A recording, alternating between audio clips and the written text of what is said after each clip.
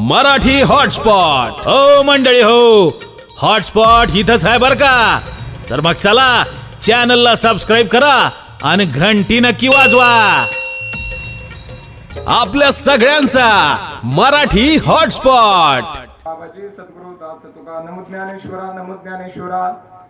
हरी निवृत्ती उदारा सोपान देवा मुक्ताबाई नमो त्रिगुणी पावनी दत्रे जननी देवाची ओम नमो ज्ञानेश्वरा. करुणा करा दयाळा तुमचा अनुग्रह लादलो पावन झालो चराचरी अधिष्ठान जेथे प्रतिष्ठान देखा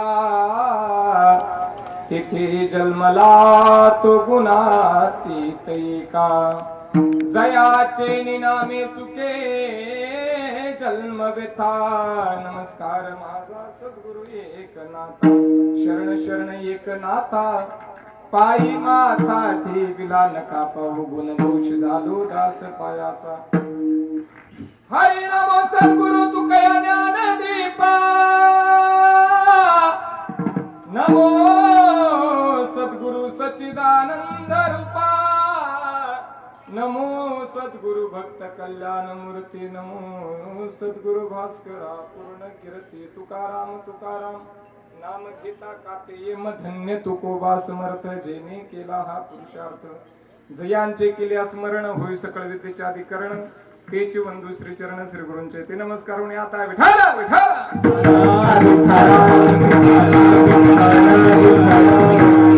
हरी आल्यांनो संसारा हरी आल्यांनो संसारा उठा बेग करा. शरण जा उदारा पांडुरंगा. देह काळाचे धन कुबेराचे इथे मनुष्याचे काय आहे प्रस्तुत. आत कीर्तना रूपी सेवेकरता घेतलेला अभंग महान भगवत भक्त कनकाई कुमार बोलुबा पुत्र काना प्रिय बंधू वैराग्याचे मूर्तिमंत पुतळे श्री संत श्रीमंत जगतवंदिनी जगमान्य जगाच्या कलस्थानी शोभून दिसणारे जगद्गुरु तुकाराम महाराज यांचा हा 4 चरणाचा असा उत्कृष्ट अभंग आहे. विठ्ठल विठ्ठल विठ्ठल सज्जन हो मायबाप हो. अभंगाला सुरुवात करण्यापूर्वी अल्पसा परिहार द्यायचा तुममध्ये असा आहे की तुम्ही आम्ही सर्व काही निमित्ताने या ठिकाणी जमलेलो आहात. सगळ्यांना ज्ञात आहे पण वक्त्याचं आपले कर्तव्य आहे थोडा परिचय करून दिला पाहिजे.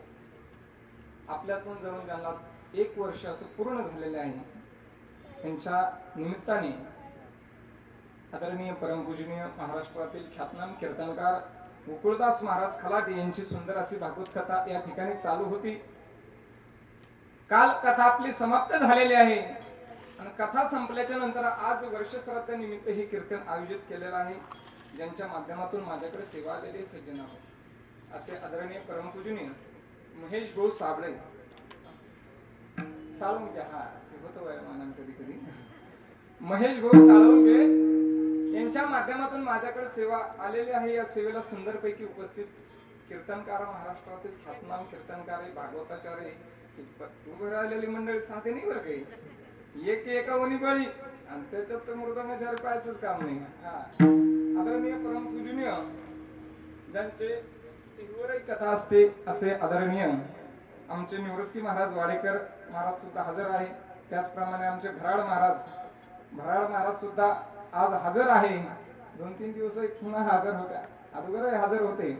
त्याच्यानंतर ज्यांची आपण 7 दिवस अशी सुंदर अशी भागवत कथा सर्वांनी केली असे आदरणीय परमपूजनीय आमचे जिवलग मित्र आम्ही लहानपणापासून सांगत होतो गोकुळदास महाराज खलाटे. टाळ्या वाजवायच्या करता म्हणजे सगळ्या करतात झाल्या. महाराजांनी सुंदर अशी कथा केलेली. महाराजाला द्यावे तितके धन्यवाद कमीच आहे. त्याचप्रमाणे हनुमान महाराज झेरपे ते सुंदर पकड वाजवतात बरं का मस्त. हनुमान महाराज सर्वच विद्यार्थी वर्ग. त्याचप्रमाणे आपल्या औरंगाबादचे भूषण असणारे आमचे मृदंगाचार्य गीतेश महाराज सुंदरपैकी मृदंग वाजवतात. त्यांना द्यावे तितके धन्यवाद कमीच आहे. आणि ज्यांच्यामुळे आमचा आवाज तुमच्या कानापर्यंत पोहोचतो असे असणारे सुंदर सिस्टमवाले आमचे अनिल भाऊ. वा त्यांच्याकरता एकदा टाळा होता. क्या बात आहे. काय सुंदर सिस्टम आहे. आमचे सगळे चॅनल वाले सगळ्यांचे सर आहे. सर्वांना द्यावे तितके धन्यवाद कमीच आहे. जास्त वेळ न घेता आपण सेवेला सुरुवात करू. विठ्ठल विठ्ठल विठ्ठल विठ्ठल.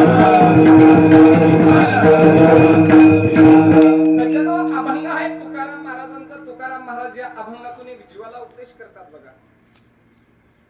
तुकाराम महाराजांचे आपण अभंग पाहू गेलो सज्जना हो. अनेक शास्त्रामध्ये अनेक संतांमध्ये थोडे वेगळे अभंग आहे तुकाराम महाराजांचे. तुकाराम महाराजांचे अभंग पाहू गेलो तर काही नामपर प्रकरणातले आहे, काही भक्तीपर प्रकरणातले आहे, काही मागणीपर प्रकरणातले आहे. पण आज जो सेवेकरता अभंग घेतलेला आहे हा एक जीवाला उपदेश करणारा. काय म्हणतात महाराज, आल्यानो संसारा उठा वेग करा, त्या उदार असणाऱ्या पांडुरंगाला शरण जा. महाराज त्या पांडुरंगाला शरण गेल्याच्या नंतर काय होईल? त्यावेळेस महाराज सांगतात बाबा प्रत्येकाच्या पाठीमागे जन्म मृत्यूचा फेरा लागलेला आहे बघा. प्रत्येकाच्या पाठीमागे जन्म मृत्यूचा फेरा लागलेला आहे. आणि या फेऱ्यातून कधी आम्हाला मुक्त व्हायचं असेल, मुक्त व्हायची गरज असेल तर आम्हाला त्या उदार असणाऱ्या पांडुरंगाला शरण जावं लागेल. प्रत्येकाच्या पाठीमागे जन्म मृत्यूचा फेरा आहे बघा. जन्मायचं मरायचं, जन्मायचं मरायचं. ते महाराज सांगतात, शास्त्रकार सांगतात बघा, शंकराचार्य, पुनरपि जननम पुनरपि मरणम पुनरपि जन्मे जठरे शयनम यह संसारे खलतुस्तारे कृपया पारे पाय मुरारे भज गोविंदम मूळमध्ये 84 लक्ष योनीचा फेरा तुमच्या आमच्या पाठीमागे लागलेला आहे सज्जना हो. पण या 84 लक्ष योनीच्या फेऱ्यातून तुम्हा आम्हाला जर मुक्त व्हायचं असेल तर तुम्हा आम्हाला त्या उदार असणाऱ्या पांडुरंगाला शरण जावं लागेल, त्याचं भजन करावं लागेल. विठ्ठला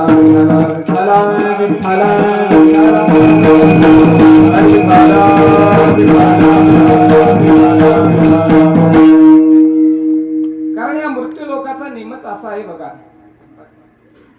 या मृत्यू लोकाचा नेमच असा आहे, आल्याच्या नंतर कोणालाही सुख प्राप्त होत नाही. इथं आल्याच्या नंतर कोणालाही सुख मिळत नाही. मृत्यू लोकाचा नेम असा आहे की प्रत्येकाला या ठिकाणी दुःख भोगावं लागत. प्रत्येक जीव दुःखी आहे बघा. सांगून जाईन तुम्हाला अगदी 5 मिनिटांमध्ये या जीवाच्या पाठीमागे केव्हापासून दुःख लागलेलं असतं. लक्ष द्या सगळेजण, माझ्याकडे लक्ष द्या. हा सामान्य जीव आईच्या गर्भामध्ये असतो बघा. आईच्या गर्भामध्ये असताना तिथं काय आहे का फॅन, तक्या, गादी, असं कूलर वगैरे अजिबात नाही.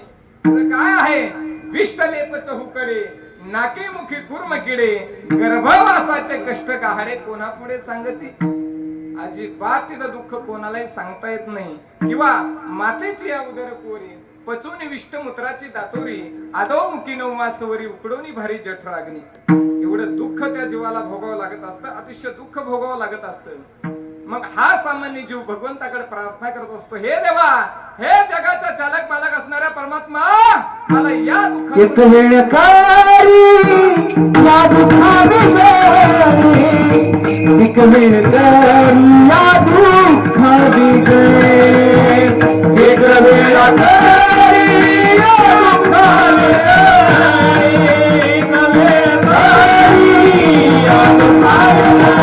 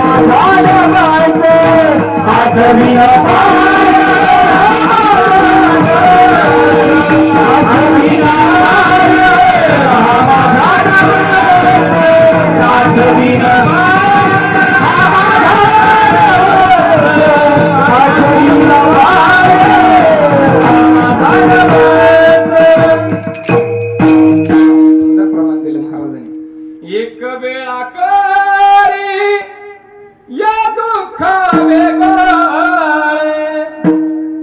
एक वेळा करी या दुःखा वेगळे. हा जीव भगवंताकडे प्रार्थना करत असतो, हे देवा, जगाचा चालक मालक असणारा परमात्मा, मला या दुःखातून एक वेळेस वेगळं कर. मी बाहेर आल्याच्या नंतर, कळतंय ना तुम्हाला कीर्तन, मी बाहेर आल्याच्या नंतर तुझं भजन करीन, तुझं कीर्तन करीन, तुझं नामस्मरण करीन. सज्जना हो, हा जीव जन्माला येताना भगवंताला वचन देऊन जन्माला येत असतो, पण बाहेर आल्याच्या नंतर लगेच खोटं बोलायला सुरुवात करतो. बघा, जन्माला आल्याच्या नंतर रडतंय ना, पहिलं रडतंय बाळ. भगवंत म्हणतो अरे कर ना माझं नामस्मरण. तो म्हणतो तेहा रडायला लागतं. मी कधी ते म्हणलो तुला तुझं नामस्मरण करेन. लगेच खोटं बोलायला सुरुवात करतो. जेच तेव्हापासून खोटं बोलायची सुरुवात होती तर मरेपर्यंत खोटच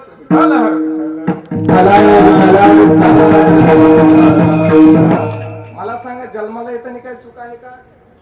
अजिबात नाही. मधला साई वर्णन करते. अरे नवमास कष्टावलासी दाभ्याने प्रस्तुत झाली, येताची कर्म जाड तुझी मान अडकली, आकांतु जननीये दुःखदाये मुकली, स्मरेत्या हरिहारा शरण जाये गोविंदा, परियाचे मदला सोहम थोर बाळा. पुढे गायची सवय त्याच्यामुळे होतं ते विठाला विठाला विठाला.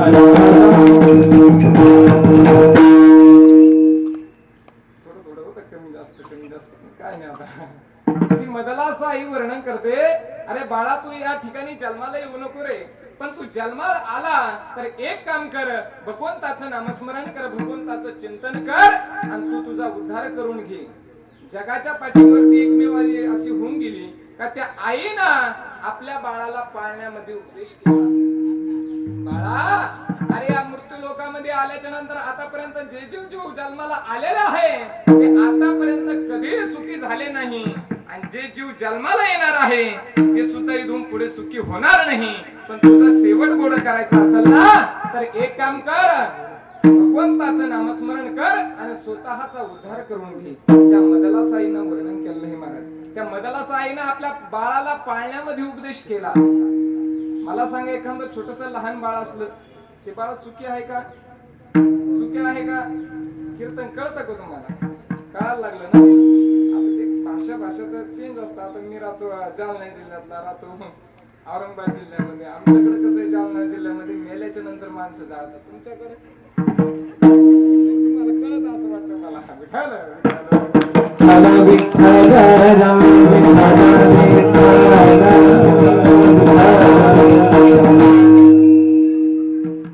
चालू होतं आपलं कीर्तन? वा, ते लहान बाळ असतं बघा, लहान बाळ, छोटे बाळ असतं. त्या बाळाला भूक लागते, तहान लागते, काय दुखत आहे त्याचं काही कळत नाही.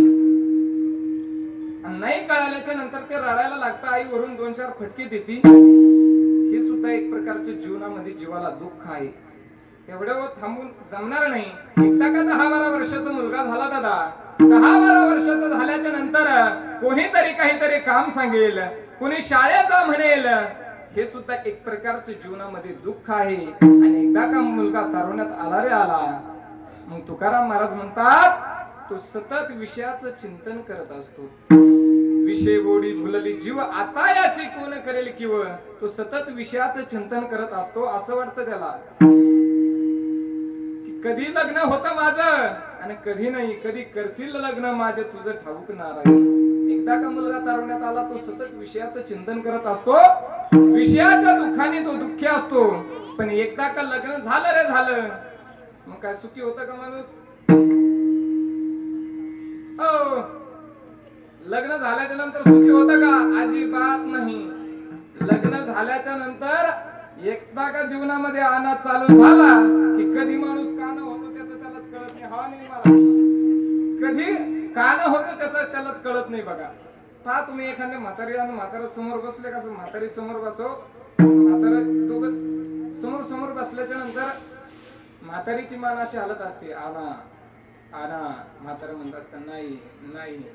ते लागले वळण इंद्रिय, सगळं त्या इंद्रियाला वळण लागत असत. लग्न झाल्याच्या नंतर कोणालाही सुख मिळत नाही. सुखाचा विचार नाही कोठे,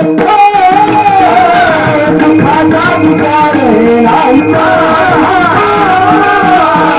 सुखाचा विचार नाही,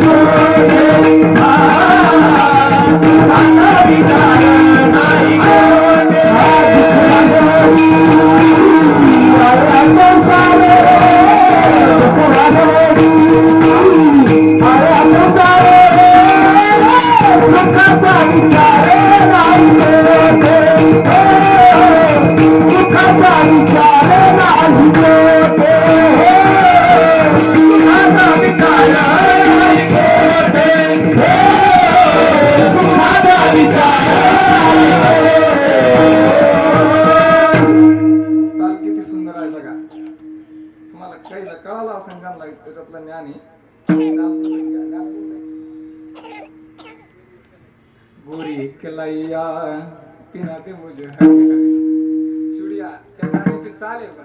ते काय झालं, लता मंगेशकर आणि सुरेश वाडकर बरोबर आहे ना, किंवा भीमसिंग जोशी हे वारकरी संप्रदायातले माणसं होते. आणि वारकरी संप्रदायातले माणसं असल्या कारण त्यांनी इकडे चाल इकडे मटेरियल भरपूर तिकडे वापर केलं आणि तिकडे वापर केल्याच्या नंतर मग ते काय होतं, ते आम्हाला कधी कधी बोलून घ्यावं वाटत. खरं आहे की नाही? गाणे सुंदर आहे, गाणंही सुंदर आहे, त्याच्यावर चालही सुंदर आहे. फक्त आपल्याला ते गाणं नाही घ्यायचं, आपल्याला त्याच्यातली चाल घ्यायची, ते महत्वाचे. सुंदर सुंदर गीत आहे बघा, त्या गीताला सुंदर सुंदर गाण्याच्या चाली आहे. आता आई माझी गीत सुंदर आहे, त्याला चाल कोणती आहे? आई माझी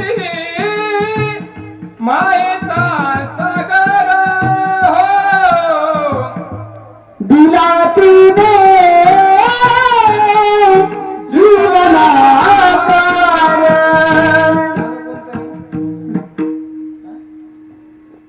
कळालं, सगळ्याला कळालं, मी सांगत नाही.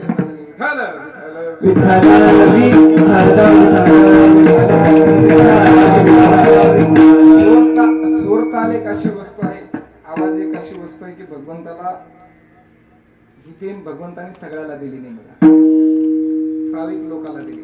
ज्यांना कंठ दिला ना, तुला भाग्यवान माणूस आहे. हे कळणं सुद्धा सोपं नाही महाराज, हे कळालं पाहिजे. हे काय, याला काय म्हणतात, कोणते चाल म्हणणार, कोणते राग म्हणले, हे सुद्धा कळालं पाहिजे. आता हे मृदुंग वाजायला लागले, मृदुंग वाजणं काय सोपं आहे का? एक एक बोलाची प्रॅक्टिस करावं लागते. खरं आहे का नाही? आता मी एक बोल म्हणेल महाराज वाजवतील बघा, तुम्हाला समजलं का? समजत का? पहा थोडस नाही, साधा म्हणतो ते जास्त काही नाही. धा तेरे कडतक ता तेरे कडतक ता तेरे कडतक ता तेरे कडतक धा तेरे कडतक ता तेरे कडतक ता तेरे कडतक ता तेरे कडतक.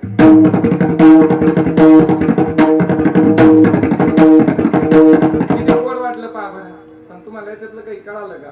काय वाजायला लागलं? फक्त वाजायला लागलं. फार सुंदर सुंदर बोल आहे. धागे धूम कीर्तक का कीर्तक तक धूम कीर्तक का कीर्तक तक धूम कीर्तक गत गन धागे तक धागे तक गत गन धा. नाही यांनी वाजवून सांगितलं ते असं याच्यात बोल असतात. आता मी बरेचसे शिकलो त्याच्यातले म्हणतो, शिक मला माहिती आहे. विठाल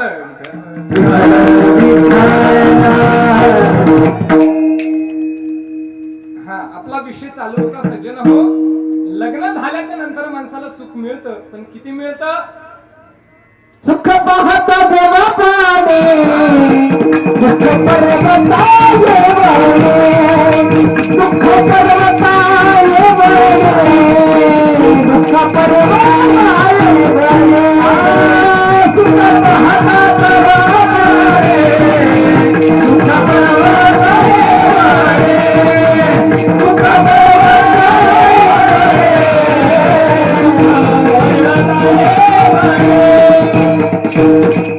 सुख पाहता जवा पाडे दुःख पर्वता एवढे तुकाराम महाराज सांगतात. सुख पाहता जवा पाडे, जवस माहितीये का? जे खेड्यातून आले त्यांना माहित असेल, सिटीतल्या सगळ्याला माहिती. सुख पाहता जवा पाडे दुःख पर्वता एवढे. महाराज सांगतात की जवसाप्रमाणे लग्न झाल्याच्या नंतर माणसाला सुख चाखायला मिळतं, पण पर्वतासारखं माणसाला दुःख भोगावं लागतं. उदाहरण सांगायचं झालं तर एक शेतकऱ्याचं सांगतो बघा, सगळेजण लक्ष द्या, भजन करा.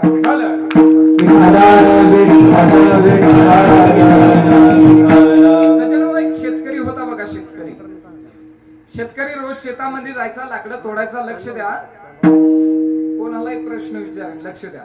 शेतकरी रोज शेतामध्ये जायचा, लाकडं तोडायचा. लाकडं तोडणं झाल्याच्या नंतर ते लाकडे घ्यायचा आणि गावामध्ये कोणाला तरी विकायचा. जो पैसा येईल तो पैसा घ्यायचा आणि आपला प्रपंच चालवायचा.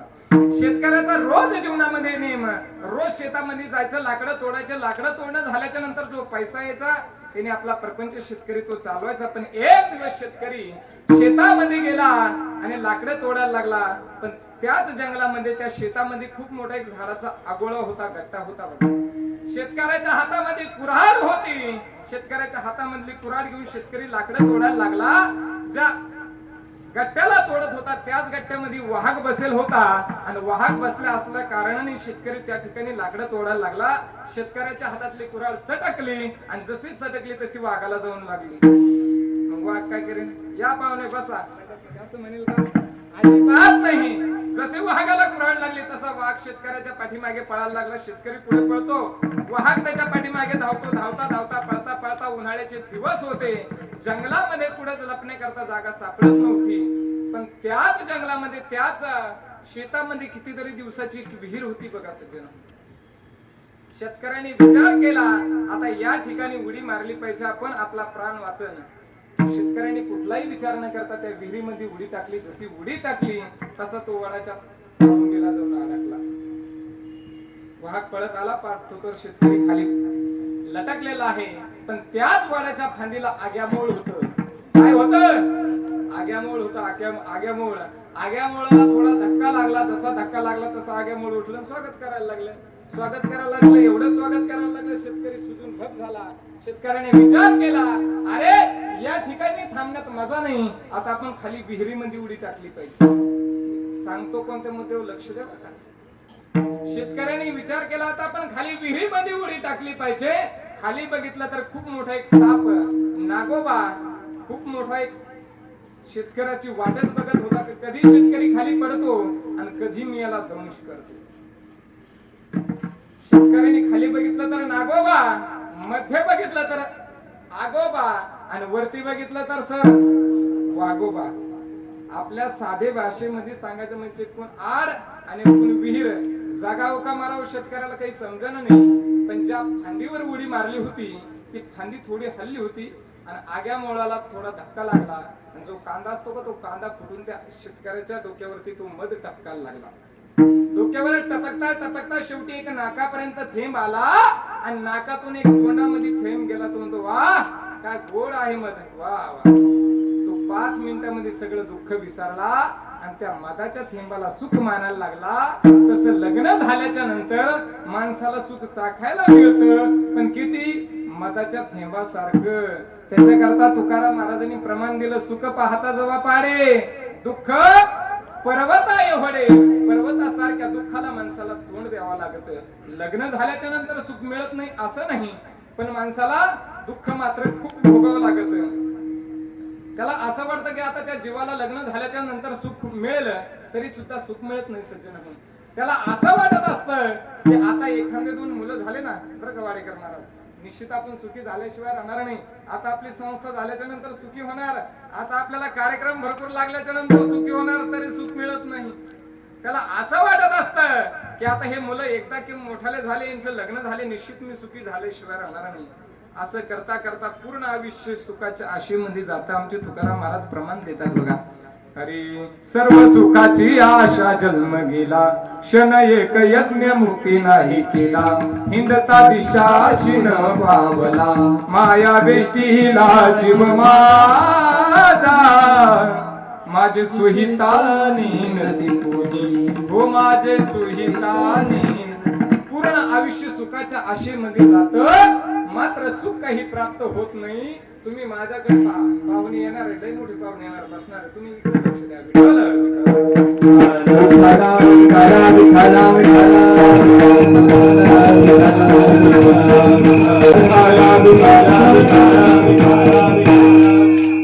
सज्जन हो, असं करता करता पूर्ण आयुष्य सुखाच्या आशेमध्ये जातं, मात्र सुख काही प्राप्त होत नाही.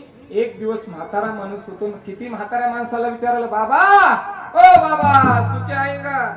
ते महाराज कायचं सुखी?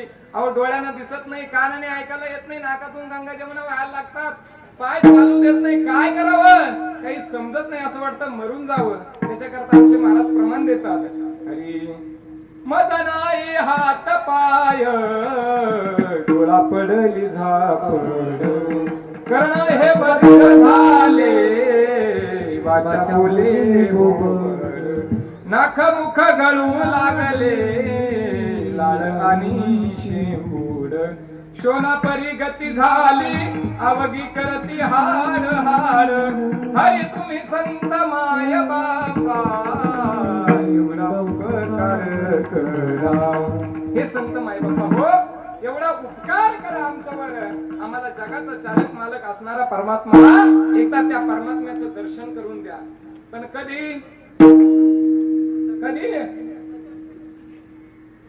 श्वान म्हणजे श्वान कळतो का? श्वान म्हणजे कुत्रा. किती लोक कुत्र्याला बसायला टाकतात, नाही सिटीत टाकतात, वेगवेगळं आहे. कुत्र्यासारखी माणसाची अवस्था होते. श्वानापरी गती झाली, अवघी करती हाड हाड. कुत्र्याला कोणी जवळ करत नाही. म्हातारा माणूस झाल्याच्या नंतर त्या प्रमाणे माणसाची अवस्था होत असते. नाक मुख गळू लागले लाळ आणि शिंगुड, आणि अशी अवस्था झाल्याच्या नंतर लोक आमच्याकडे येतात, म्हणतात महाराज काढा नाही एखादी पंढरपूरची वारी. त्यावेळेस पायाने चालता येत नाही, मुखाने बोलता येत नाही, कानाने ऐकायला येत नाही, अशा वेळेस म्हणतात काढा नाही एखादी द्वारकाधाम. द्वारकाधाम अरे तरुण जोपर्यंत तरुण आहे तोपर्यंत माणसाने परमार्थ केला पाहिजे. कर्ण भाग्यवंत नट हरी कीर्तनात, नट हरी कीर्तनात, नट हरी कीर्तनात. कर्ण भाग्यवंत नट हरी कीर्तनात, नट हरी कीर्तनात, नट हरी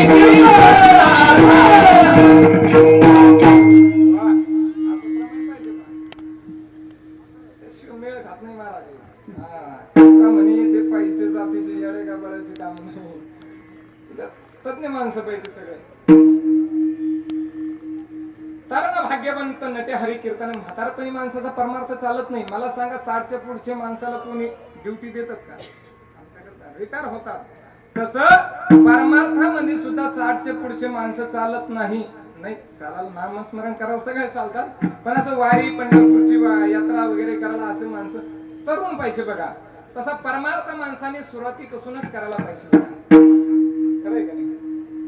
परमार्थ हा तरुण भाग्यवंत नटे हरी कीर्तनी. महाराज सांगतात परमार्थ हा माणसाने सतत केला पाहिजे, सतत केला पाहिजे परमार्थ. नामस्मरण भगवंताचं माणसाने सतत केलं पाहिजे. तुम्ही म्हणसाल महाराज आम्ही भगवंताचं त्या नामस्मरण कसं करायचो? आम्ही संसारी माणसं आहात. महाराज सांगतात संसारामध्ये राहायचं. तुम्हाला नारळ माहितीये का? नारळ नारळ कळतो का? नारळ, त्या नारळामध्ये 2 प्रकारचे नारळ असतात बघा. एक गुडगुड्या नारळ असतो, तो त्या कवटीपासून लगे आतमध्ये मोकळा असतो, आणि एक चिटक्या नारळ असतो. तो चिटक्या नारळ असा असतो देवासमोर फोडला का त्याला उलथाने टेस्टरना काढावं लागतं.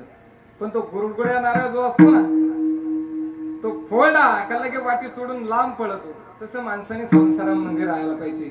पक्षी अंगणी उतरती एका गुंतोनी राहती, तैसे असावे संसारी जोवरी प्राचीनाची दोरी. एखाद्या घरधान्याने आपल्या दारासमोर धान्य फेकलं, आणि धान्य फेकल्याच्या नंतर पक्षी येतात, धान्य वेचतात, आणि धान्य वेचल्याच्या नंतर तिथं घर बांधून राहतात का? अजिबात नाही. ते धान्य वेचल्याच्या नंतर परत आपल्या ठिकाणी निघून जातात. तसं माणसाने संसारामध्ये जीवन जगायला पाहिजे. तुम्ही म्हणसाल महाराज आम्ही त्या भगवंताचं नामस्मरणच कसं करायला पाहिजे संसारामध्ये? कामामध्ये कामा करी मन राम राम, गाईल भव सुख गाईल दुःखाने. कामामध्ये कामा करी मन राम राम, गाईल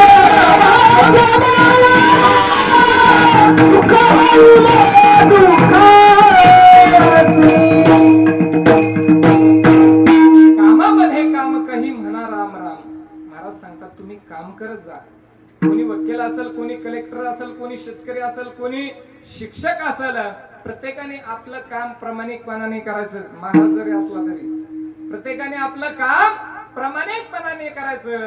पण काम करत असताना त्या भगवंताचं नामस्मरण करायचं. कसं करायचं? नाथ मला सांगतात हरी बोला देता हरी बोला घेता, सर्व कार्य करिता हरी बोला. हरी बोला एकांती हरी बोला, लोकांती देह ते अंती हरी बोला. हरी बोला भांडता हरी बोला कांडता, उठता बसता हरी बोला. नाथ महाराज सांगतात तुम्ही कोणतंही काम करा, पण काम करत असताना त्या भगवंताचं नामस्मरण करा. महिला मंडळ स्वयंपाक करत असेल बघा, स्वयंपाक करत असताना त्या भगवंताचं नामस्मरण केलं पाहिजे. तुम्ही एखाद्याचा पती जर व्यसन करत असेल, सज्जन हो 2 मिनिटं माझ्याकडे लक्ष द्या. एखाद्या महिलेचा पती जर व्यसन करत असेल, आणि व्यसन करत जर असेल, तुम्ही 1 महिना फक्त एक गोष्ट लक्षात ठेवायची, भगवंताचं नामस्मरण करायचं. भगवंताचं नामस्मरण केल्याच्या नंतर करता करता भगवंताचं नामस्मरण स्वयंपाक करायचा, स्वयंपाक झाल्याच्या नंतर तो भगवंताच्या नामस्मरणातून केलेला स्वयंपाक त्या पतीला खायला द्यायचा. 1 महिन्याच्या आतमध्ये त्याचं व्यसन नाही सुटलं, तुम्हाला जे म्हणलं ते शरीर देईल.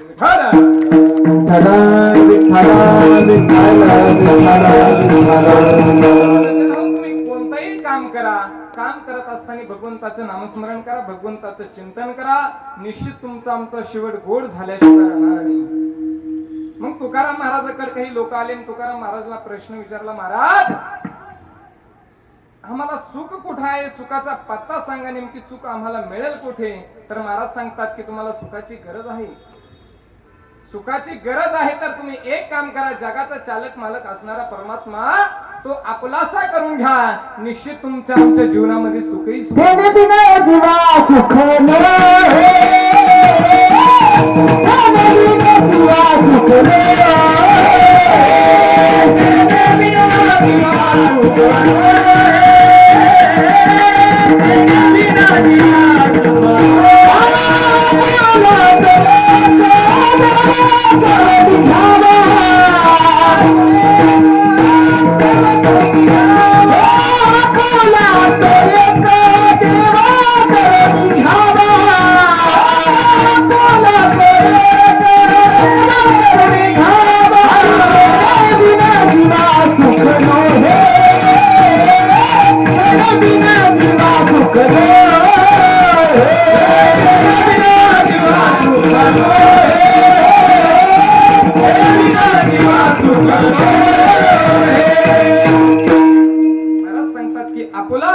देव करून घ्यावा, तेने बिना जीवा सुख नाही.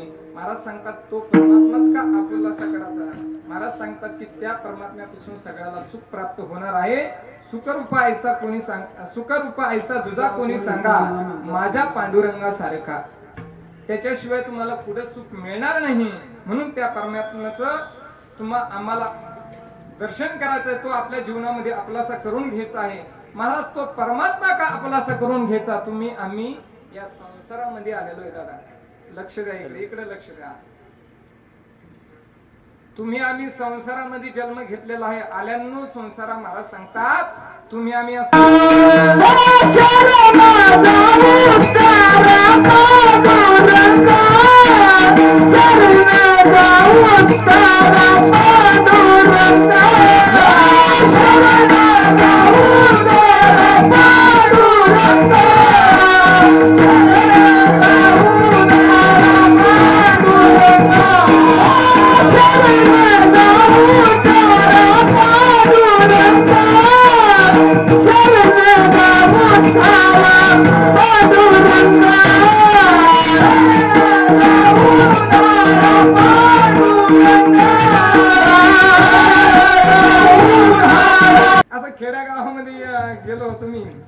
एकादशी निमित्त कार्यक्रम होता. आता त्या ठिकाणी मी एक प्रमाण द्यायचो, तिने एक प्रमाण द्यायचं. त्या ठिकाणी सगळे म्हातारे कोतारे माणसं, त्यांच्या तोंडात दात नाही असे उभे राहिले. पण इथं सगळे तरुण माणसं आहे. हा एक एका होती बळी रे, पाहायचं काम आहे महाराज, खरंच भाग्य आहे आपलं. त्या ठिकाणी मी एक प्रमाण दिलं का तिने एक प्रमाण द्यायचं, मी एक म्हणलो का तिने एक म्हणायचं, मी सहज प्रमाण दिलं. हरी पाण्यातला मासा झोप घेतो कैसा, जावे त्याच्या वंशा तेव्हा कळे, तेव्हा कळे. पाठीमागचे म्हातारे टाळकरी म्हणले, पाण्यातला मासा झोप घेतो कसा, जवा खावा त्याचा रसा. मी रसा म्हणून तसा तमासा म्हणा, मला काय करायचं. 2 तास थांबायचं म्हणलं, नंतर चाललो मी. सज्जन विनोदाचा भाग सोडा, पण सुंदर महाराजांनी ताल म्हणली. आल्यानो संसारा उठा वेग करा, शरण जा उदारा पांडुरंगा. तुम्ही आम्ही या संसारामध्ये जन्माला आलो सज्जन हो. तुमची आमची इच्छा नसली तर तुम्हा आम्हाला यावं लागत, यावं लागत का नाही.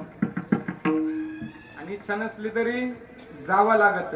आणि तुमच्या आमच्या इच्छेनुसार कार्यक्रम झाला असता, त्या काळाजवळ कधी वशिला चालला असता तर श्रीमंत माणसं अजिबात मेले नसते.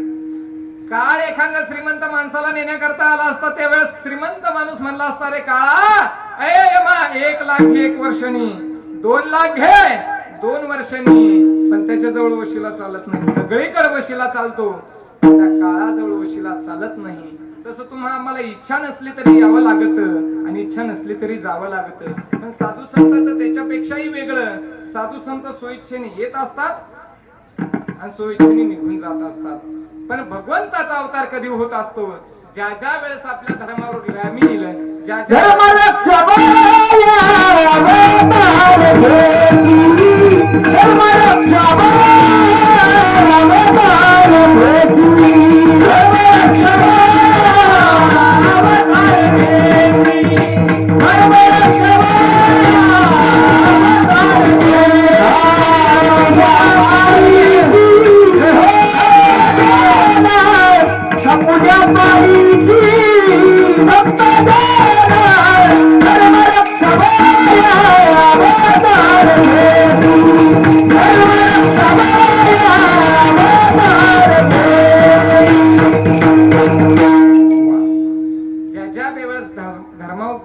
अशा वेळेस भगवंताचा अवतार होत असतो. धर्मरक्षावया अवतार घेशी, अशा वेळेस भगवंताचा अवतार होत असतो. पण साधू संत जगाच्या कल्याण संतांच्या विभूती. पण तुमचं आमचं तसं नाही. तुमचं आमचं इच्छा नसली तरी यावं लागत आणि इच्छा नसली तरी जावं लागत. आणि एखाद्याची वासना जर शिल्लक गुंतली तर पुन्हा जन्म घ्यावा लागतो. नाथ महाराज सांगतात, जन्म घेणे लागे वासनेच्या संगेत त्याची झाले अंगे हरी रूप. एखाद्या माणसाची वासना जर गुंतली तर माणसाला पुन्हा जन्म घ्यावा लागतो. उदाहरण सांगायचं झालं तर जडभरत राजाचं सांगतो बघा. जडभरत राजा खूप मोठ्या एक नगरीचा राजा होता. पण जडभरत राजाला कळाला, अरे या संसारामध्ये काही खरं नाही. हा संसार मिथ्या आहे. एक ना एक दिवस संसार नाश पावणार आहे.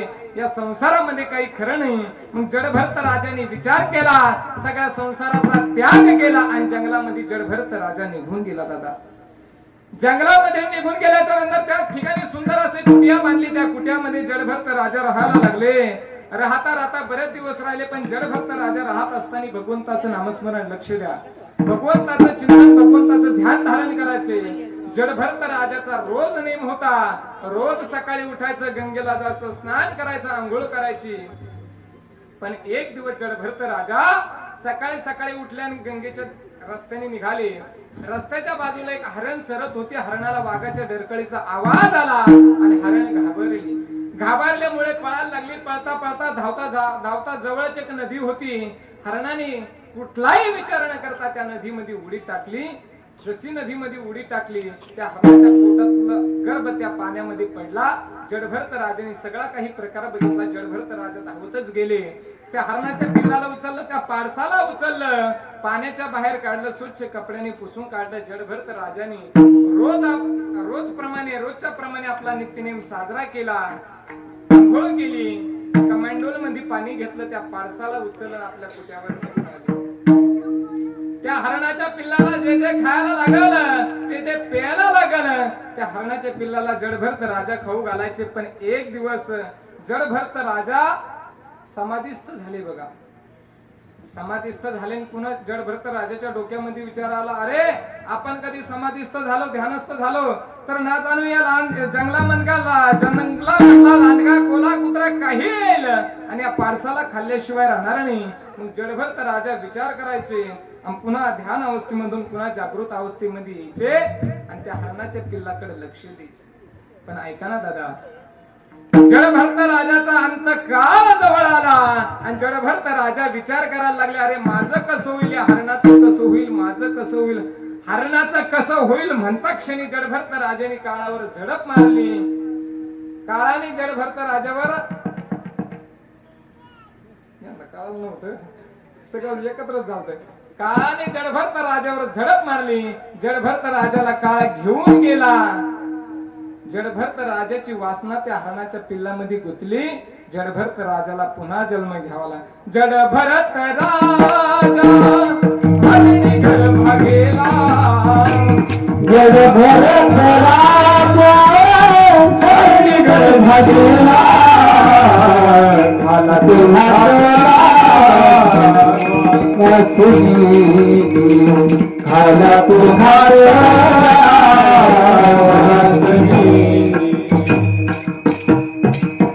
जडभरत राजा हरणी गर्भ गेला. घाला तो घातला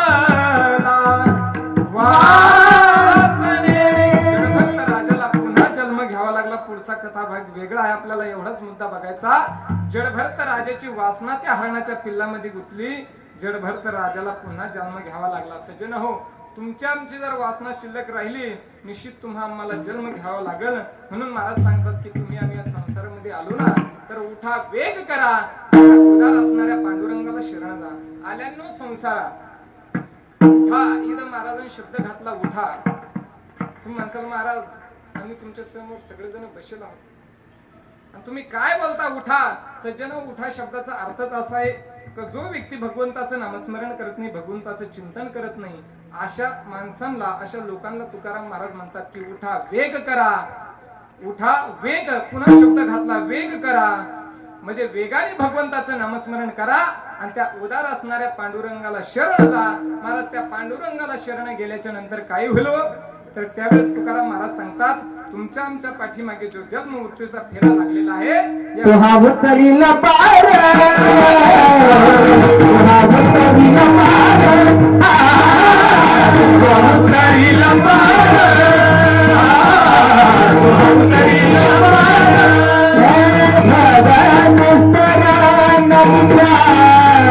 भगवान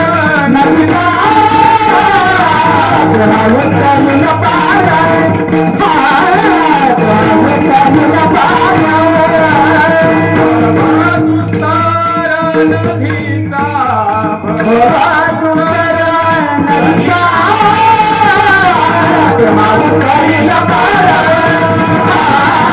तुहा उतरीला पार,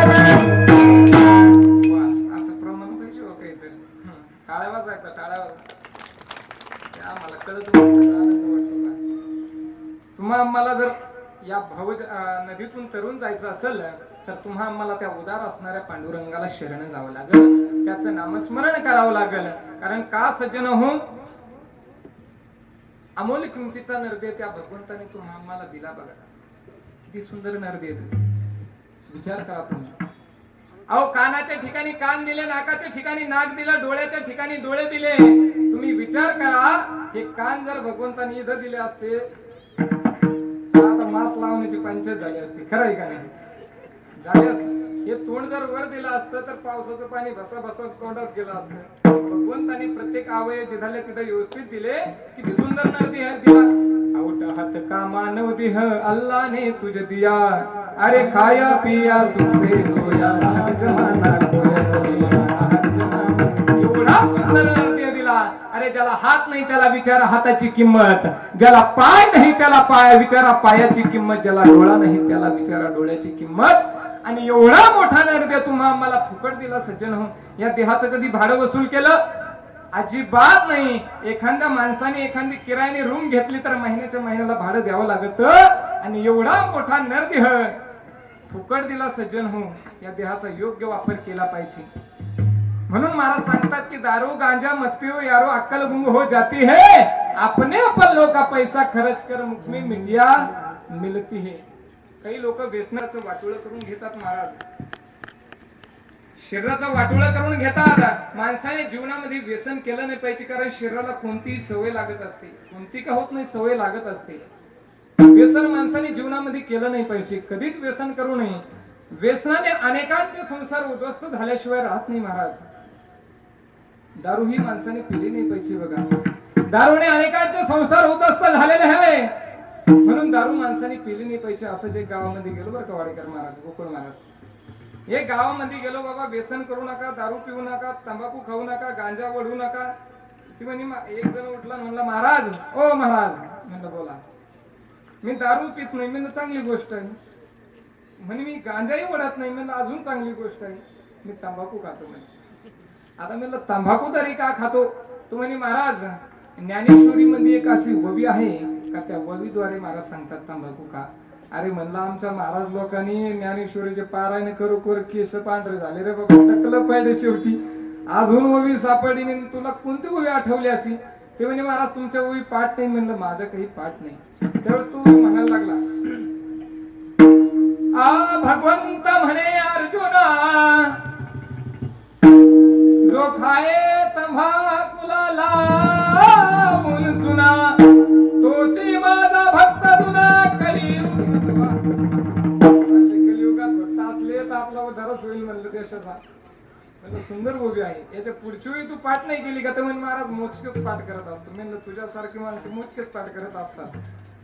म्हणलं भगवंत म्हणे अर्जुना, जो खाये तंबाखूला चुना, त्याच्या तोंडावर हाना दोन वाहना ताबडतोब महाराज असं कुठं असतं, तसं नाही मग असं कुठं असतं का? लोक काय बोलतील महाराज सांगताच येत नाही.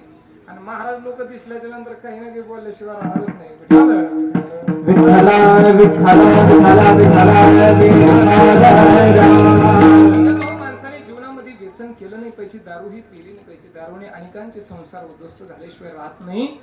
एक कवी सांगतात, हरी ऐक मरदा, दारू पिऊन फिरशील या रस्त्यावर कुठं बी मरशील.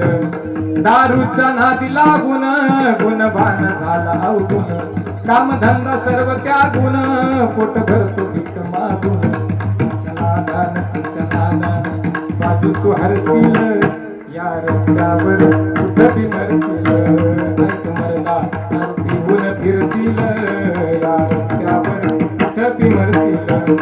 तुझं म्हणतील बायका पोर, बाप नव्हे तू आमचा काळ. दारू पायी झालं वाटुळ, कुठं करशील तोंड ताळ. तिच्या नादान बाजू तू हरशील या रस्त्यावर कुठं बी मरशील. ऐक मरदा, दारू पिऊन फिरशील या रस्त्यावर कुठं बी मरशील. किती सुंदर गीत आहे महाराज. पूर्वीची गीत सुद्धा सुंदर होते बघा, जगाला उपदेश करायचे. पूर्वीच्या कविता सुद्धा सुंदर होत्या, पूर्वीचे गाणे सुद्धा सुंदर होते महाराज. काय गाणे होते पूर्वीचे, साधे गाणे होते पण सुंदर गाणे. वासुदेवाची ऐका वाणी, आहा, अरे वासुदेवाची ऐका वाणी, या जगात नाही राम रे. दाम करी काम वेड्या, दाम करी काम रे. दाम करी काम वेड्या, दाम करी काम रे. पैशाची जादू लैणारी तन पोरांना आई सोडून घेते झेप, पैशाच्या पाठीमागे धाव. जन्मापासून सारी माणस, आहा, जन्मापासून सारी माणस या पैशाची मान रे दादा. दाम करी काम वेडा, दाम करी काम रे. दाम करी काम वेडा, दाम करी काम. कोणी लबाड सटके बाज, कोणी खेळे मुंबई मधला. सांगाळ चोकडे जमता, कोणी घेत एकच गुटका. अरे शेरत घोडा चौकणी सुटला, खेळला त्याने लगाम रे. काम करी काम वेड्या, काम करी काम रे. सुंदर गाणे होते महाराज. पड रे पाण्या कर पाणी पाणी, कर पाणी पाणी. शेत माझ लई तापल चाटकावानी. पाणी आला मिरगा आधी रोहिणीचा. मिरगा आधी रोहिणीचा. पाण्याने आले बाबा आधी बहिणीचा. पड रे पाण्या कर पाणी पाणी, कर पाणी पाणी. शेत माझं लई तहानेला चाटकावानी. सुंदर कविता होत्या. असं जर म्हणायला लागलं ना तुम्हाला संध्याकाळ होईल. लई पाठ अशा कविता आपल्या. हो हॅलो विठ्ठला विठ्ठला विठ्ठला. गाणे सुद्धा सुंदर होते, गीत सुंदर होते का त्या गाण्यामधून, त्या गीतामधून समाजाला उपदेश केला जायचा बघा. आताचे गाणे महाराज काय गाणे निघले काही सांगताच येत नाही. नाका मुका मला अजून त्या गाण्याचा मेळ लागला नाही. नाका मुका असे गाणे निघतात आता, पण पूर्वीचे गाणे सुंदर होते. हा, ते काय तिथं सांगतात का मी. विनोद करासारखा भरपूर आहे, पण आता आपलं कीर्तन कोणतंही वर्ष श्राद्धाचं नाही तर विनोद भरपूर आहे आपलं. तसं म्हटलं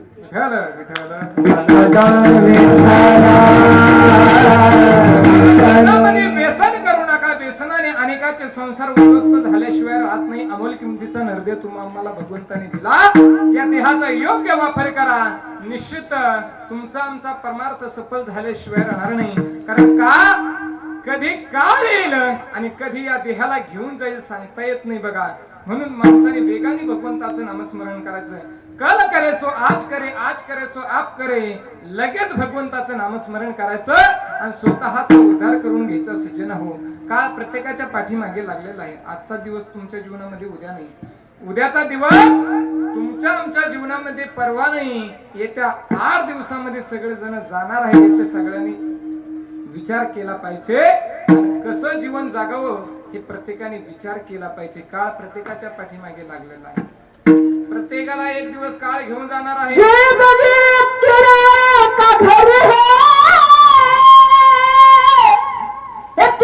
कभी बदलना पड़ेगा, मौत जब बाहर निकलना पड़ेगा, मौत जब बाहर निकलना पड़ेगा, मौत जब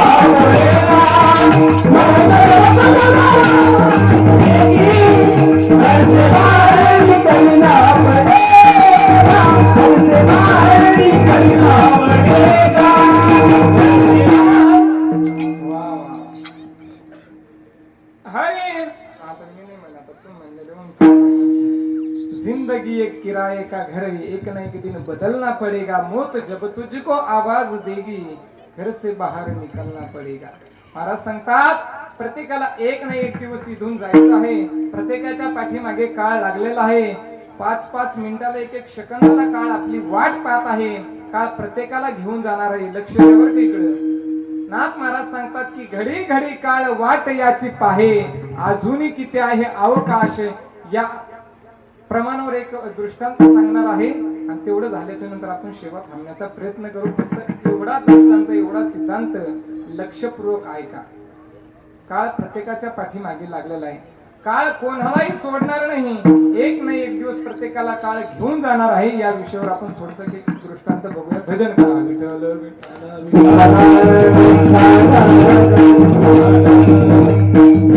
काळ कोणालाही सोडणार नाही. प्रत्येकाचं मरण ज्या ठिकाणी आहे, ज्याचं मरण ज्या ठिकाणी आहे, तो व्यक्ती त्याच ठिकाणी जाणार आहे.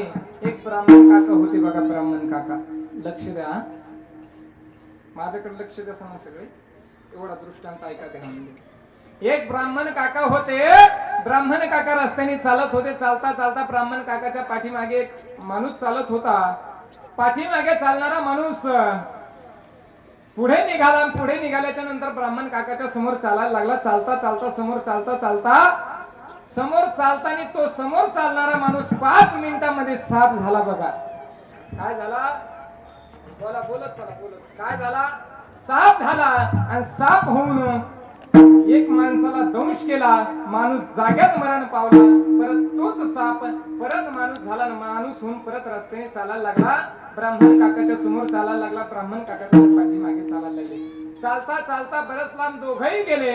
समोर चालणारा माणूस 5 मिनिटांमध्ये वाहक झाला बघा. काय झाला? वाहक झाला. आणि वाहक होऊन एक चिंचाच्या झाडाखाली गाय बांधेल होती. त्या गायीवर झडप मारली. गायीलाही संपवलं. परत तोच वाहक परत माणूस झाला. लक्ष दे इकडे. परत माणूस झाला. माणूस होऊन परत रस्त्याने चालायला लागला. ब्राह्मण काका त्याच्या पाठीमागे चालत होते. ब्राह्मण काकाची धोतर वल्ली व्हायची वेळ आली. ब्राह्मण काकाने त्या माणसाला आवाज दिला, ए भाल्या माणसारे थांब. 5 मिनिटांमध्ये साप होतो. 5च मिनिटांमध्ये वाहक होतो. तू आहे तरी कोण? बंगाली विद्या शिकून आला का? अजिबात नाही महाराज. बंगाली विद्या शिकून आलो. सगळ्या विद्येचा राजा आहे मी. कोण आहे तू? मी काळ आहे. मला काळ म्हणतात. काय करतो तू काळ? प्रत्येकाचं मरण माझ्या हातामध्ये आहे. कोण कधी मरणार हे फक्त मला माहित आहे असं त्या काळाने ब्राह्मण काकाला सांगितलं. मग त्यावेळेस ब्राह्मण काकाने स्वतःच मरण विचारलं, काळा माझं मरण काय आहे मला सांग, मी कधी मरणार आहे.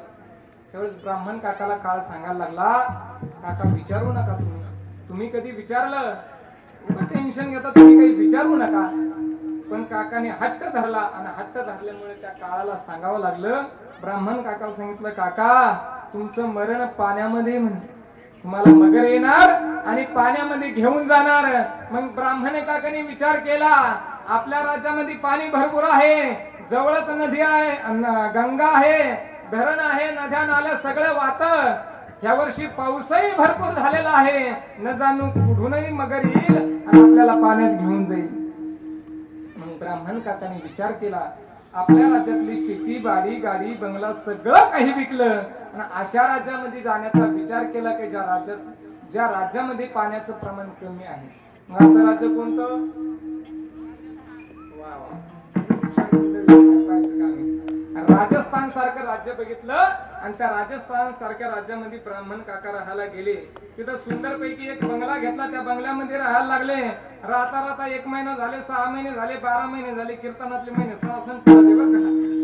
12 महिने झाले. 12 महिने झाल्याच्या नंतर ब्राह्मण काकाच्या डोक्यामध्ये विचार आला, काकाच्या डोक्यामध्ये, अरे आपल्याकडे जोपर्यंत पैसा आहे तोपर्यंत आपला प्रपंच व्यवस्थित चालू, आपल्या पोटाचं पालन करू, पण आपला पैसा संपल्याच्या नंतर करायचं काय. मग ब्राह्मण काकाने आपल्याला काहीतरी काम धंदा मिळावं, पूजा अर्चा मिळावं याच्याकरता एका रस्त्याने निघाले. रस्त्याने निघाल्याच्या नंतर जवळच एक श्रीमंत माणसाचा बंगला दिसला. त्या बंगल्यासमोर सुंदर असं पांडुरंगाचं मंदिर होतं. ब्राह्मण काका त्या रस्त्याने चालले होते, तेवढा श्रीमंत माणूस आला. ब्राह्मण काकाच्या अंगावरती पांढरी शुभ्र वस्त्र बघून त्या श्रीमंत माणसाने आवाज दिला, काका, ओ काका इकडे या म्हणे. कुठून आला, तुमचं नाव काय, गाव काय, काय आहे सांगा ना. तर ब्राह्मण काकाने सगळी काही हकीकत सांगितली. असं करता असं माझ्या संग झालं, तुमच्या राज्यामध्ये आलो, 12 महिने झाले, मला काहीतरी काम धंदा मिळावं याच्याकरता मी ह्या रस्त्याने आलेलो आहे.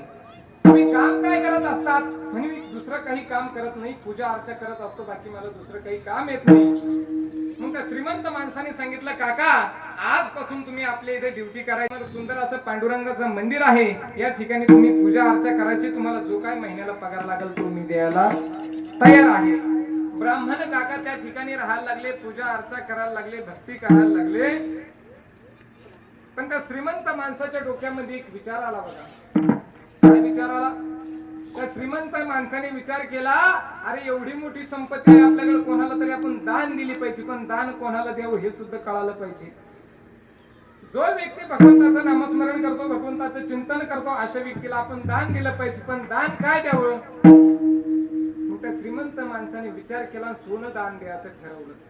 सोनं दान द्यायचंय. ब्राह्मण काकाला बोलवलं आणि ब्राह्मण काकाला सांगितलं, काका ऐका म्हणे, मला सोनं दान द्यायचं आहे. सोनं, ते सोनं दान अशा व्यक्तीला द्यायचं आहे जो व्यक्ती भगवंताचं नामस्मरण करतो, जो व्यक्ती भगवंताचं चिंतन करतो, अशा माणसाला ते सोनं दान द्यायचं आहे.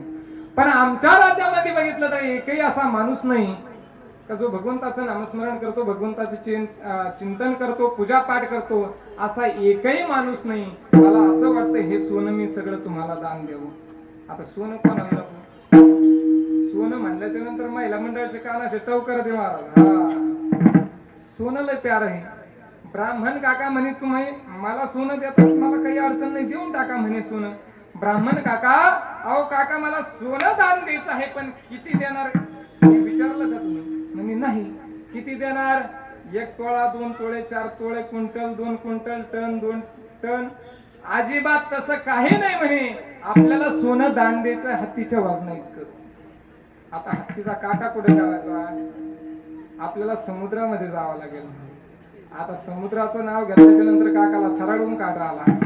काका म्हणे, पाणी सोडून बोला पाटील, पाण्याजवळ मी काही येत नाही. त्यावेळेस श्रीमंत माणसाने काकाला लोभ निर्माण केला थोडा. काका अहो, हत्तीच्या वजना इतकं सोनं आहे, तुम्ही एवढं सोनं जर दान घेतलं या जन्मी, तुमची पिढी बसून काही, तुमच्या मुलाची, नातवाची, पत्रोंडाची 4-5 पिढ्या बसून खातील एवढं सोनं तुम्हाला पुरेल म्हणे, एवढी संपत्ती राहील तुमच्याकडे.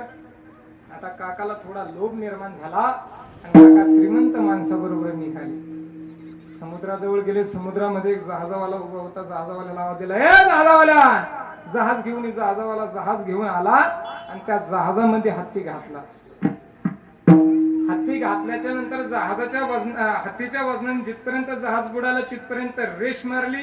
हत्ती बाहेर काढला आणि सोनं टाकायला सुरुवात केली. सोनं टाकता टाकता टाकता त्या रेषेपर्यंत आलाय. सोनंही टाकायचं थांबवलं. ब्राह्मण काका असं पाण्याच्या बाहेर उभं होते, समुद्राच्या काठावर उभं होते. श्रीमंत माणूस जहाजामध्ये उभा होता. श्रीमंत माणसाने काकाला आवाज दिला, काका काटा झाला घेऊन जा. ब्राह्मण काका म्हणे इकडे घेऊन ये. ते म्हणे घ्यायचं असलं तर घ्या, नाही तर सगळं सोनं पाण्यात चाललं. आता ब्राह्मण काकाने विचार केला, एवढ्या लावून आलो पण याच्या करता आता हे मिळालं पाहिजे ना आपल्याला. मग ब्राह्मण काकाने कुठलाही विचार न करता त्या जहाजामध्ये प्रवेश केला. त्या जहाजामध्ये प्रवेश केला. श्रीमंत माणसाने सांगितलं, काका हातामध्ये पाणी घ्या, संकल्प सोडा. काकाने हातामध्ये पाणी घेतलं, संकल्प सोडायला लागले. तेवढ्या श्रीमंत माणसाने काकाचा असा हात धरला. काका ओळखलं का? असं काय बोलता पाटील, आपण 12 महिने झाले संघ आहे. अहो त्याच्या अगोदर आपली रस्त्याने चालता चालता भेट झाली होती म्हणे. मला सांगा, साफ व्हायला किती वेळ लागला होता म्हणे? काहीच नाही. वाहक व्हायला किती वेळ लागला होता म्हणे? काहीच नाही. आता मगर व्हायला किती वेळ लागल? आता काय माझ्याकडे 5 मिनिटात तो श्रीमंत माणूस मगर झाला. काकाला पाण्यात घेऊन गेला तर अजून काकाचा पत्ता नाही. कसं होईल? म्हणून काळ कोणालाही सोडत नाही. काळ प्रत्येकाच्या पाठीमागे लागलेला आहे दादा. प्रत्येकाला एक ना एक दिवस काळ घेऊन जाणार आहे. म्हणून नाथ महाराज सांगतात, घडी घडी काळ वाट याची पाहे, अजूनही किती आहे अवकाश. काळ प्रत्येकाच्या पाठीमागे लागलेला आहे. म्हणून प्रत्येकाने सावध झालं पाहिजे, भगवंताचं नामस्मरण केलं पाहिजे. कारण हा देह एक ना एक दिवस जाणार आहे. देह कोणाचा आहे? काळाचा आहे. तुम्हाला पटत नसलं तर अभंगाचं दुसरं प्रमाण देऊन पटव.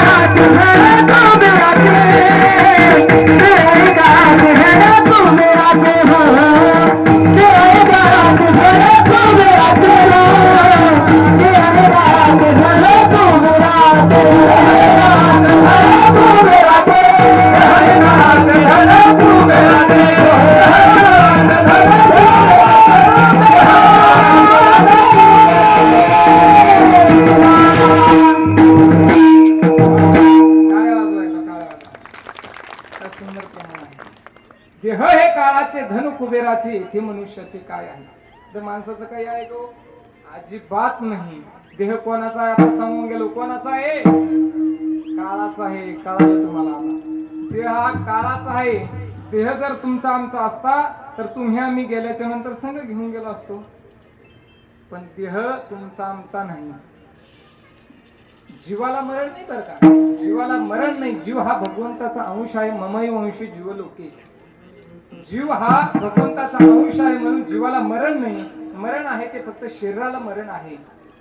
म्हणून महाराज सांगतात की देह हे काळाचे, धन कुबेराचे. धन सुद्धा कुबेराचं आहे. धन तुमचं आमचं आहे? अजिबात नाही. विचार करा तुम्ही. नानांना जाऊन 1 वर्ष पूर्ण झाले. नानांनी जे काय कमवलं असेल ते संग घेऊन गेले का?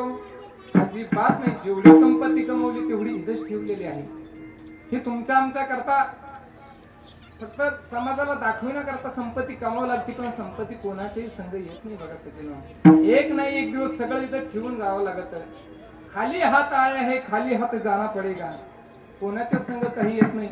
बघा किती जरी संपत्ती कमवल्या असं झालं का आजपर्यंत जगामध्ये?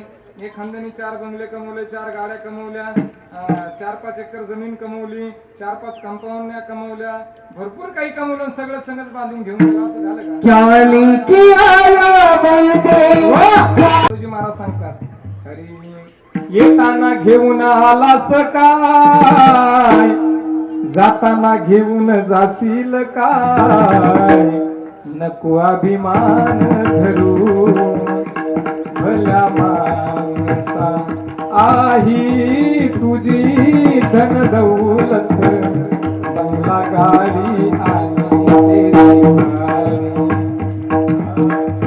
लोभी दुनियादारी याचा अभिमान नको धरू भल्या माणसा नको अभिमान करू. सज्जन हो, सगळं काही येणार नाही. नेतानाही जातानाही काही घेऊन जात नाही माणूस, आणि येतानाही सुद्धा काही संग घेऊन येत नाही. तुम्हाला माहित असेल आपल्या देशामध्ये राजा सिकंदर होऊन गेला बघा. राजा सिकंदरनं अख्ख्या विश्वावर विजय मिळवला होता. मी सगळे तज्ञ मंडळी माझ्यापेक्षा जास्त इतिहास त्याचा राजा सिकंदरचा तुम्हाला माहित असेल. राजा सिकंदरनं एवढी संपत्ती कमवली होती, एवढी संपत्ती कमवली होती, पण राजा सिकंदरला स्वतःच मरण कळालं होतं. आपण एवढा पैसा कमवला, एवढी संपत्ती कमवली, पण आपल्या संग काहीच येणार नाही. राजा सिकंदरला स्वतःच मरण कळालं, आणि राजा सिकंदरनं सांगितलं, अरे ऐका रे ऐका, अरे ऐका म्हणे, ज्या वेळेस मी मरण पावलं त्यावेळेस माझे दोन्ही हात असे बाहेर काढणार म्हणून. काय करा? दोन्ही हात असे बाहेर काढा, आणि ज्या रस्त्याने तुम्ही अंत यात्रा काढसान, एका बाजूला हिरे माणिक मोती ठेवा, दुसऱ्या बाजूला सोनं नाणं पैसा अडका ठेवा, आणि त्या दोन्ही मधून माझी अंत यात्रा काढा, असे दोन्ही हात बाहेर काढू. जसं सेवकाला सांगितलं, जसं मुलाला सांगितलं, त्यानुसार राजा सिकंदर एक दिवस मरण पावला.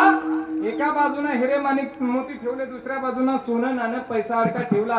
राजा सिकंदरच्या हात अशी दोन्ही बाहेर काढले, राजा सिकंदरची अंतयात्रा काढली.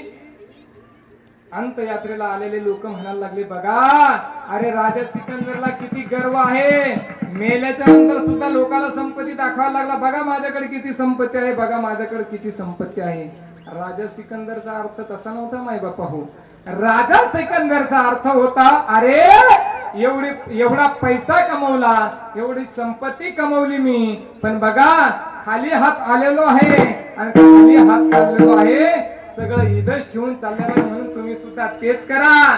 किती जरी पैसा कमवला, तुमच्या आमच्या संग काही येणार नाही, सगळं याच ठिकाणी ठेवायचं आहे. म्हणून भगवंताचं नामस्मरण करा, दान धर्म करा, अन्नदान करा, ज्ञानदान करा, भूमिदान करा, काही का होत नाही. तुम्ही पुण्याचं काम करा, जे तुम्ही पुण्य कमवलं ते तुमच्या आमच्या संग येणार आहे माय बापा, दुसरं काही येणार नाही. म्हणून मला सांगतात की हे काळाचे धन कुबेराचे, येथे मनुष्याचे काय आहे, देणारा सुद्धा कोण आहे?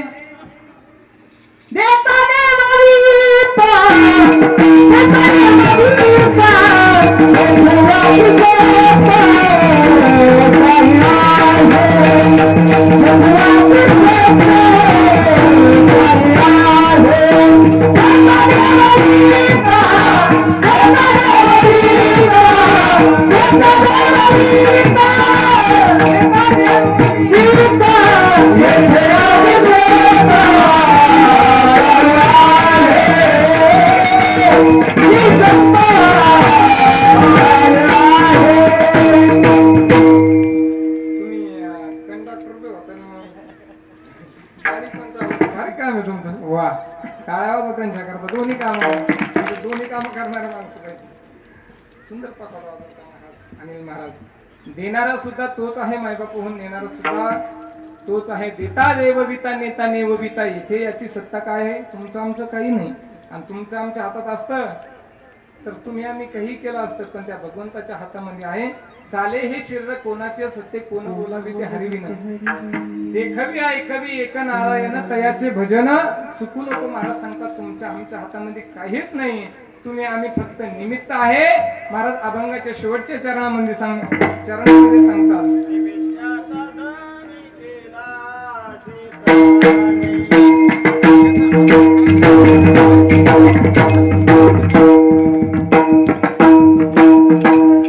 केलास प्राणी निमित्ताचा ध्वनी केलास प्राणी निमित्ताचा ध्वनी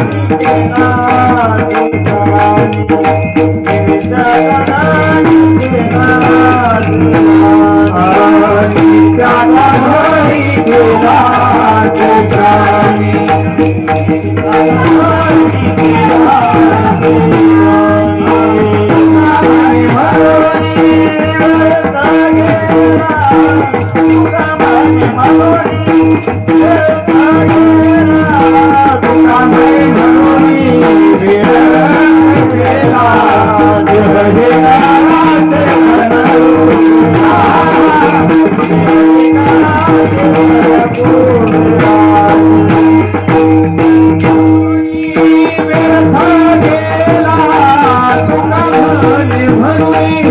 व्यर्थ गेला तुका म्हणे म्हणून व्यर्थ केला जय काळाचे धनपुराचे जय काळाचे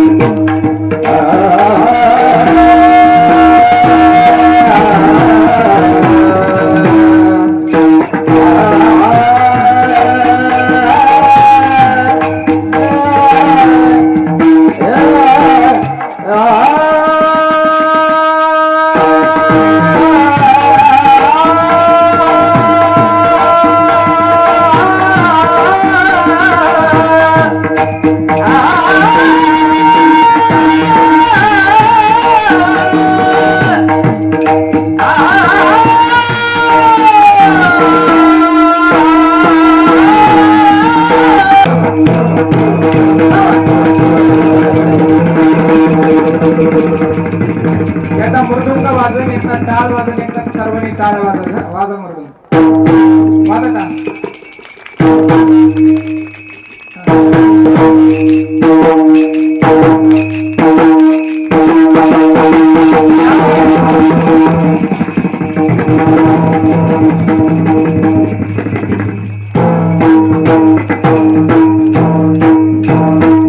करा हात खाली केले केले सांगावं लागेल मला. काही ना असे केले काही ना असे केले काही नसतं असं केलं. मस्त भजन केलं वा. मला द्यावे तितके धन्यवाद कमीच आहे. तुम्ही सुंदर भजन केलं. महिला मंडळाचं भजन ऐकायचं 5 मिनिटं लगेच सेवा उरकते आपली झाली 5 मिनिटं. ऐकायचं का इच्छा असली तर ऐकायला होतं. ऐकायचं ना भजन. मी म्हणेल नाम देव जाणाबाई तुम्ही म्हणा सोपान काका वा. नामदेव जनाबाई नामदेव जनाबाई नामदेव जनाबाई नामदेव जनाबाई नामदेव जनाबाई काळी काही वाजत नाही. सुंदर काल वाजते वा वा. तुमच्या आवाज म्हणजे एकदम सुंदर आवा माणूस तुम्ही ठोबा रोख नाही असं पण तुम्हाला कोणतं तरी नाही काय नाही एकदम गोड आवाज आहे तुमची. आणि इथं जरी नसले ना तर एखाद्याच्या आता ते खेड्यापाड्यामध्ये इथं नाही जास्त पण खेड्यापाड्यामध्ये एखाद्याच्या घरी लग्न असावं लग्न आणि लग्न आहे लक्ष लग्न असल्याच्या नंतर त्या ठिकाणी सगळं महिला मंडळ असं जमा होतात आणि लग्नाच्या अगोदर तो कार्यक्रम चालतो कोणता डाव बांधीचा. इथं करतात का नाही आता का नाही सिटीमध्ये डाव बांधीचा कार्यक्रम असा असतो तो लग्नाच्या अगोदर 3 दिवसांनी असतो. आणि तो कार्यक्रम असा 1 महिला नसते 2 नसते 4 नसते 10 नसते पूर्ण गाव जमा होतं आणि पूर्ण गाव जमा झाल्याच्या नंतर मग त्यांचा चालतो तो मस्त गाणी म्हणतात बघा. गाव बांधिला गावाचा जिंकून न्याला बाई ढवळा नदी देवाचा चला ग चला हळदीला उशीर झाला सूर्य उगवला चाल झटपटी हौशीच्याही वायानं दिली पटपटी. पण त्यामध्ये म्हातारी नेमकं सैराट बघून आली होती की मोठी झालं सैराट परशाने आरचीला बाई चला ग चला हळदीला उशीर झाला. म्हणजे ते पूर्वीचे गाणे महाराज खूप सुंदर. हे गाणे असे लोकांच्या पाठ ग्रंथातले ते अजिबात पाठ करत नाही. हे गाणे असे पाठ आहे का त्याचा अंतच नाही. नेमकं 2 नंद भावजा दळाला बसले बघा आणि नंद भावजा दळाला बसल्याच्या नंतर भावजाई नंदाला म्हणते अहो ताई एखादं गाणं म्हणा ना म्हणे तुमच्या बंधूचं लग्न आहे. त्यावेळेस ती बहीण गाणं म्हणायला लागली भावाला बरं का. सिटीतली बहीण होती ती मुंबईची. सहज गाणं म्हणायला लागली बाई ढंगाला गदात धारी बंधू माझा दारू पाडी कोणी गेलं गेली चाडी आली पोलिसाची. व्यवस्थित भावजाई म्हणे ताई काय सुंदर गाणं म्हणलात तुम्ही काय छान गाणं म्हणलात म्हणे. आता मी म्हणू का म्हणे भावजाई गाणं म्हणायला लागली बाई दारूचा धंदा हिचा भावाचा दारूचा धंदा गुण नाही लहान सार मंडळीचा पहिलवान धर्म हल्ला पोलीस अशी गाणी महाराज. हे काय माथ्यातले गाणे गाथ्यातले थोडेच पण गाथ्यातलं पाठ केलं पाहिजे माणसाने. सुंदर माझे जाते गे फिरते गवते गा गोव्या गावू कौतुके तुये बा विठ्ठला जीव शोधून कुंडे गे प्रपंचाचे गेले लावून बाची पोटे तू ये रे बा तू ये रे बा विठ्ठला तू ये रे बा विठ्ठला. वेळ झाला आपल्याला भरपूर आहे असं भांडवल म्हणजे वेळ भरपूर झालेला आहे. सजनाव सुंदर भजन केलं तुम्हाला काही होत नाही आणि का करावं लागत अगदी 5 मिनिटांमध्ये सांगतो. हे कीर्तन भजन का करावं लागत वर्ष श्रद्धाला दसरे विधीला त्याचं कारण एक आहे आपण विधी करत असताना आपल्याकडून काही नकळत चुका होत असतात बघा. आणि नकळत चुका झाल्याच्या नंतर त्या चुका भरून कशा निघाल. जे कीर्तन करतो भजन करतो याच्यातून नामस्मरण होतं भगवंताचं चिंतन होतं भजन होतं याचं पुण्य साठल्या जातं. आणि ते नकळत चुका झालेल्या त्याचं हे कारण आहे. दुसरं एक कारण सांगतो बघा हे पुण्य त्याच्यामध्ये टाकायचं हे एक कारण आहे. दुसरं कारण हे आहे का जेथे कीर्तनाची जागा तेथे पांडुरंग उभा. ती विधी चालू असताना जेथे कीर्तन चालू राहतं विधीजवळ, मग ती नकळत चूक झालेली जेथे पांडुरंग समोर जर चूक झाली तर पांडुरंग त्याचा स्वीकार करत असतो आणि त्या आत्म्याला मुक्ती प्राप्त करून देत असतो. त्याच्याकरता हे कीर्तन भजन करावं लागत. कीर्तन भजन कोणाचंही नाही होत दादा. ज्याचं पुण्य आहे, अशा पुण्यवान व्यक्ती आहे, अशाच कीर्तन भजन होत असतं, कोणाचंही होत नाही. बघा अनेक पैशावाले लोक आहे बघा, पण सगळ्यालाच बुद्धी ही सुस्ती अजिबात नाही. याचं काहीतरी पूर्वजन्मीचं पुण्य असेल नानाचं, म्हणून नानाला या जन्मामध्ये ते होते तोपर्यंतही भगवंताचं नामस्मरण केलं आणि ते गेल्याच्या नंतर सुद्धा देखील भगवंताचं नामस्मरण चालू आहे. नानाला इतका आनंद वाटत असेल, भगवंताने नानाला निश्चित आपल्या पायथ्याशी जागा दिली असेल. एवढं बोलून मी माझे 2 शब्द इथेच थांबवतो. जे हुकलं चुकलं असेल ते माझ्या बुद्धीचे दोष समजून सोडून द्या. जे काय योग्य असेल, बरोबर असेल, गुरुवरांचं, साधू संतांचं, भगवंताचं, नानाचं समजून ते ग्रहण करा.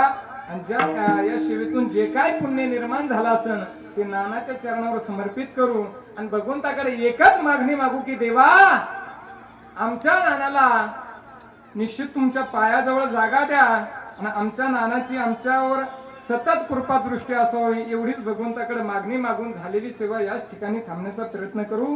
जे चुकलं उकलं असेल तुमचा मुलगा म्हणून सोडून द्या. ज्यांना 1 असेल त्यांनी मला 2रा माना, ज्यांना 2 असेल त्यांनी मला 3रा माना, ज्यांना 3 असेल त्यांनी मला 4था माना आणि ज्यांना काहीच नसेल ते मला वटीत घ्या, पण हुकल्या चुकल्याला इथं सोडून द्या. हरी ज्ञानेश्वर.